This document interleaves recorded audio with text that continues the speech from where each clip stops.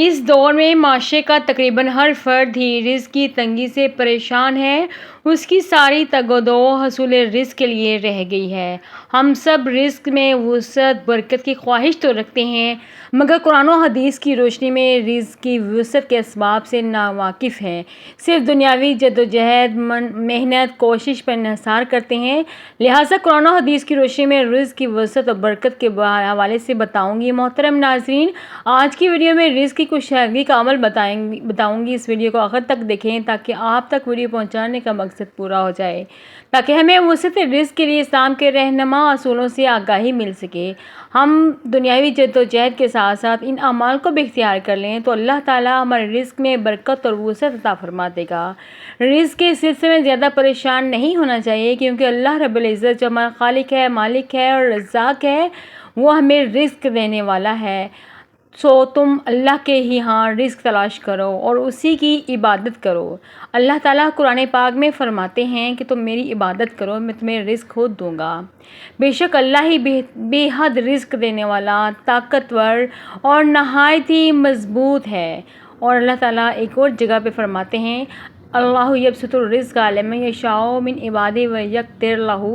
اللہ رزق فراخ کر دیتا ہے اپنے بندوں میں سے جس کے لیے چاہے اس کے لیے تنگ کر دیتا ہے۔ اگر تم اللہ تعالیٰ پر توکل کرو تو جس طرح توکل کرنے کا حق ہے تو تمہیں اس طرح رزق دیا جائے گا کہ جس طرح پرندوں کو رزق دیا جاتا ہے۔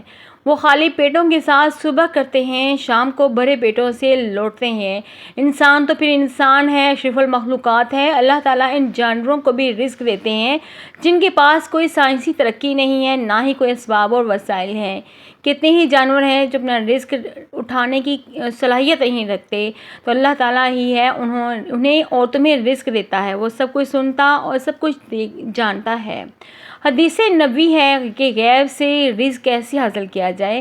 غیب سے رزق ملنے کا جو وظیفہ ہے وہ ذرا غور سے سنیے کہ ایک شخص نے عرض کی، یا رسول اللہ صلی اللہ علیہ وسلم، دنیا مجھ سے پھر گئی ہے، رزق تنگ ہو گیا ہے۔ آپ صلی اللہ علیہ وسلم نے فرمایا، تم فرشتوں کی تسبیح پڑھا کرو، اس کی برکت سے رزق بڑھتا ہے۔ وہ تسبیح یہ ہے کہ صبح کی نماز سے پہلے یا بعد میں 100 دفعہ سبحان اللہ و بحمدہ، سبحان اللہ العظیم و بحمدہ، استغفر اللہ پڑھا کرو۔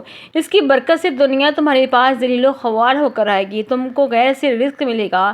اس تسبیح سے ہر کلمے کی برکت سے اللہ تعالیٰ ایک فرشتہ پیدا کرے گا جو قیامت تک یہ تسبیح پڑھتا رہے گا تو تم کو اس کا ثواب ملا کرے گا۔ اس شخص کا کہنا ہے کہ میں نے وظیفہ پڑھنا شروع کیا، ہمیشہ پڑھتا رہا، تھوڑے ہی دنوں میں اللہ تعالیٰ نے میرا رزق کھول دیا، میری تنگ دستی دور ہوگی۔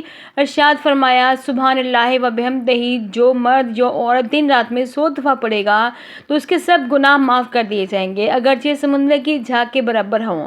آج ہماری زبوں حالی اور دربدر کی ٹھوکریں کھانے کی وجہ یہ ہے ہم اللہ کی نعمتوں سے ناامید اور صبر و شکر سے کوسوں دور چلے گئے ہیں۔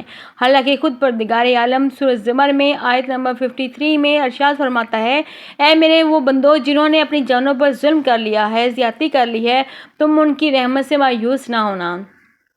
جس دن ہمارا رشتہ اللہ سے مضبوط ہو جائے گا اور ہم اپنی تمام چیزوں کا مداوا اللہ کو ماننے لگیں گے، ہمارے سارے دکھ درد اسی کے سامنے بیان کریں گے، اسی سے کامیابی مانگیں گے۔ یقین رکھیں جو رزق ہمارے نصیب میں ہے وہ جل کر آئے گا، جو نصیب میں نہیں ہے وہ آ کر بھی چلا جائے گا۔ لہٰذا راضی بے رضا الہی میں ہی ہماری فلاح اور بھلائی ہے۔